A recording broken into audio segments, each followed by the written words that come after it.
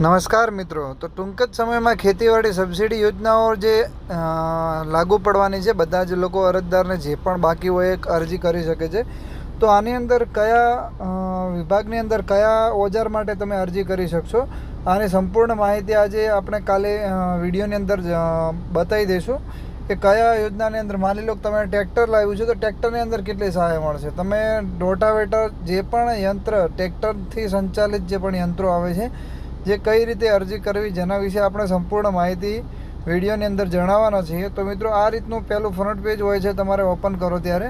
તો જાતે કઈ રીતે અરજી કરવી એના માટે આપણે વિડીયો અપલોડ કરવાના છીએ. તો ખાસ કરીને ચેનલ સબસ્ક્રાઈબ કરીને વિડીયોને લાઇક કરી દેજો, જેથી જ્યારે પણ મારો નવો વિડીયો આવે ત્યારે તમને નોટિફિકેશન મળી અને તમે માહિતી મેળવી શકો છો. આપણો ટાર્ગેટ એક જ રહેશે મિત્રો કે વધારેમાં વધારે ખેડૂતો સુધી આપણે આ યોજનાનો